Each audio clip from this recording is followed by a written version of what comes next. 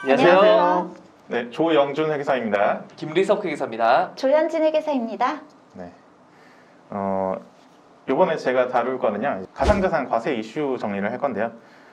가상자산 유예가 됐죠. 과세하는 게 1년이 유예가 됐어요. 그래도 한 번쯤은 정리를 해볼 필요가 있겠다라는 생각이 들었어요. 일단은 소득세법 21조의 기타 소득에 가상자산 소득이 추가가 됐어요. 그래서 이제 그 과세를 이제 기반을 어느 정도 다 해놨는데, 그렇다면 이제 과세를 하려는 이제 가상자산, 그러니까 가상자산이 굉장히 이름이 많아요. 그렇죠? 암호화폐도 있고, 뭐 코인이라고도 할 수도 있고요.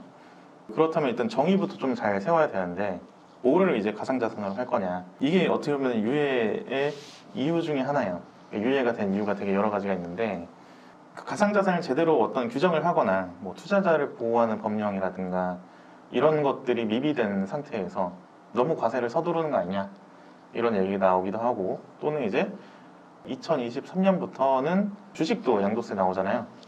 가상자산도 그냥 그때 맞춰가지고 1년 더 미루는 게 낫지 않겠냐, 뭐 이런 얘기도 나오기도 하고. 뭐 어쨌든 근데 유예가 됐다 하더라도 이제 이게 1년이 미뤄졌을 뿐 어쨌든 과세가 안 되는 건 아니니까. 그래서 그 공고된 법들 가지고 가상자산 세금을 어떻게 계산을 할 수 있는지 한번 그거부터 짚고 넘어갈까 해요. 자, 현행세법상에 그 가상자산 소득은 일단은 원인을 대여랑 양도 이 두 가지로 보고 있어요. 근데 이것도 사실은 되게 다양한 그 취득 활동이 있거든요. 디파이라든가 아니면은 뭐 NFT도 좀 핫하죠. 비트코인 채굴하시는 분도 계시고. 근데 이게 그 소득세법이 아무래도 열거주의다 보니까 이제 규정이 명확하게 있어야 돼요. 그 규정이 있는 애들만 세금을 매길 수가 있는데, 이제 그런 것들을 과연 어디까지 포괄적으로 할 수가 있겠느냐, 이제 이런 부분들이 좀 문제가 있을 수 있어요. 근데 그런 것들이 다 마련이 됐다고 치고, 그래서 내가 소득을 번 게 있다. 그거에 대해서 세금이 어떻게 계산이 되느냐에 대해서 이제 말씀을 드릴 건데, 굉장히 기본 논리 자체는 단순해요. 내가 매도한 가격이 있을 거잖아요. 그리고 내가 취득한 가격이 있으면은 그 매도한 가격에서 취득한 가격을 빼면은 이제 양도 차익이 생기죠. 그 양도 차익에 곱하기 20%. 이렇게 소득? 네, 기타 소득으로 되는데, 고려해야 될 사항은 좀 이제 한 세 가지 정도로 볼 수가 있어요. 첫 번째는 기본 공제는 250만 원이다. 그리고 두 번째는 양도차손에 대한 2월 과세는 일단 아직은 허용하지 않아요. 네. 그리고 마지막 세 번째는 이거를 할 때 선입선출법으로 계산을 하도록 되어 있어요. 이 세 가지를 이제 좀 유념을 하고 계산 방식을 한번 구체적으로 한번 볼게요. 일단은 선입선출법이잖아요. 이 선입선출법이 좀 약간 쉽지 않아요. 예를 들어서 업비트에서 가상자산 비트코인을 샀어요. 그리고 빗썸에서 그 다음에 샀어요. 그리고 빗썸에 있던 걸 처분을 했지. 그런 상황에서 빗썸에서 판 거는 이 취득을 업비트에서 취득한 걸 판 걸로 봐야 되는 거예요. 선입선출법이니까. 제가 알기로는 각 거래소마다 같은 코인이라도 조금씩 금액이 다른 걸로 알고 있는데요. 맞나요? 그렇죠. 조금씩 금액은 다르긴 네. 한데, 어떻게 보면 동일한 코인이기 때문에 동일한 코인이죠. 동일한 코인을 묶어가지고 봐야 되잖아요. 선입선출법 계산을 해야 되잖아요. 근데 이게 국내 거래소가 두 개만 가지고도 살짝 복잡해지는 부분인데, 만약에 해외 거래소를 쓴다. 그럼 해외 거래소도 그런 식으로 해야 되는 거고, 그리고 요거를 만약에 취득을 언제 했는지가 좀 불분명하다. 그러면은 국세청의 입장은 어떤 취득가액 0원으로 본다. 이게 기본 취지야. 그래서 선입선출법을 적용하는 게 사실 생각보다 굉장히 좀 어려운데, 그래서 뭐 해외 같은 경우는 텍스빗이라든가 코인이라든가 뭐 투코인 트래커 뭐 이런 사이트들이 있어요. 거기 들어가면은 좀 약간 유명한 거래소에 대한 거래 내역을 취합을 할 수가 있어요.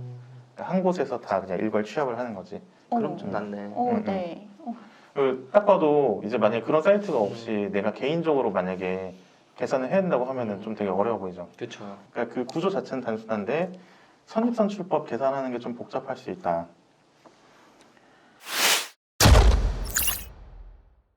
이 가상자산을 과세가 1년이 유예가 됐는데, 그 1년이 유예가 됐다고 하더라도 그 전에 좀 약간 선결해야 될 과제들이 제 생각에 좀 있어 보이긴 하거든요. 일단은 첫 번째로 과연 가상자산은 진짜 추적이 불가능한가 이런 부분이 있습니다. 가상자산의 기본 속성이 뭘까요? 익명성이죠. 그렇죠. 익명성하고 탈중앙화 이런 거잖아요. 그러니까 추적이 어렵기 때문에 세금 쪽으로 보면 탈세가 골칫거리가 될 수 있지만 전 세계적으로 봤을 때는 탈세가 중요한 게 아니죠. 테러 자금으로도 또 쓰일 수가 있잖아요.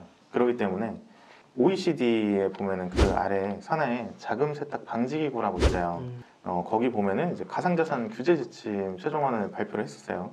그 내용 중에 하나가 트래블룰이라고 있어요. 가상자산을 거래소에서 다른 거래소 보낼 때 그런 것들이 정보가 서로 다 공유되게 노출이 될 수 있도록 그런 룰을 만들어서 이제 2022년부터는 그게 무조건 적용이 되도록 되어 있어요. 이제 가상자산 이동이 서로 각 가상자산 사업자끼리 공유가 되고 그리고 감독기관 간에도 이제 협력이 가능해지고 그래서 이제 추적이 좀 더 용이해지는 부분들이 있어요. 물론 이제 완벽하다고 하기에는 좀 어려울 부분도 있죠. 예를 들어서 개인 지갑을 쓴다거나 그리고 이제 어떤 경우에는 국가가 아예 특정되지 않은 거래소도 있어요. 물론 이제 아예 트래블룰 같은 거 해가지고 이제 그쪽을 아예 못 보내게 막는다라고 하면은 막힐 수도 있긴 한데 개인 지갑을 써서 이제 옮기는 것까지는 과연 막을 수 있겠냐? 과연 어디까지 그러게요. 가능할까? 이런 생각이 좀 있긴 합니다. 그리고 또 두 번째 이슈는 사실 가상자산이 그 무형자산인지 금융자산인지 이 부분에 대해서 좀 논란이 있어요. 그러니까 이거는 회계학적으로도 좀 논란이 있는 부분이긴 해요.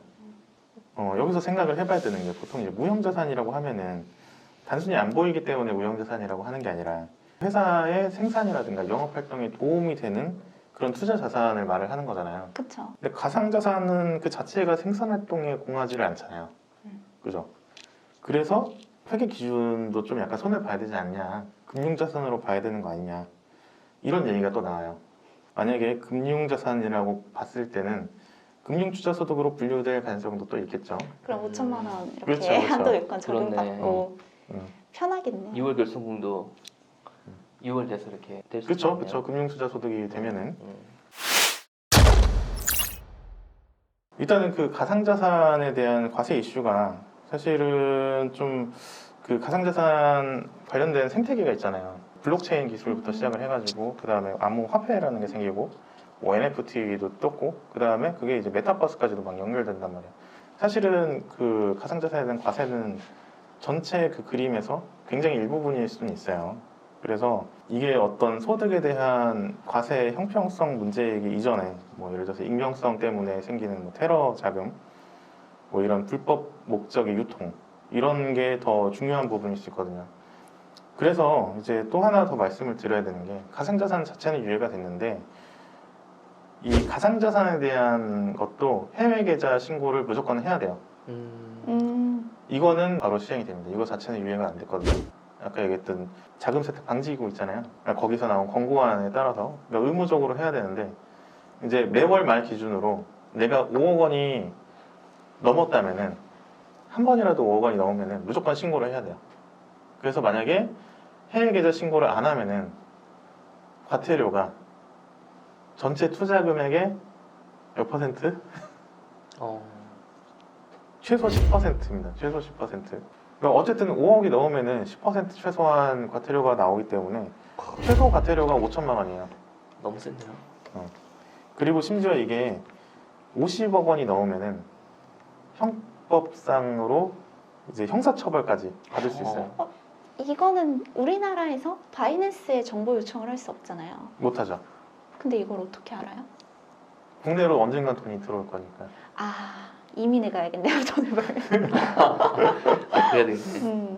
뭐 그렇다 하더라도 완전히 여기서 자유로운 상황이 될 수는 없거든요. 뭐 국제적으로도 이제 트래블룰이라든가 이게 계속 점점 촘촘하게 만들어 나가고 있고 끝까지 뭐 개인 지갑만 가지고 뭐 거래를 하면은 노출이 안 될 수 있겠죠. 근데 언젠가는 그거를 갖다 쓸 거니까 현금이랑 비슷하다고 보시면 돼요. 현금 같은 것도 노출 안 되고 이제 뭐 사과 박스 이런 거 하면은 사실 모르는 거긴 한데 보통 그거 가지고 이제 돈을 쓸 때 문제가 생기잖아요. 아, 자금 출처가 어떻게 되냐 여기에서. 그렇죠, 그렇죠.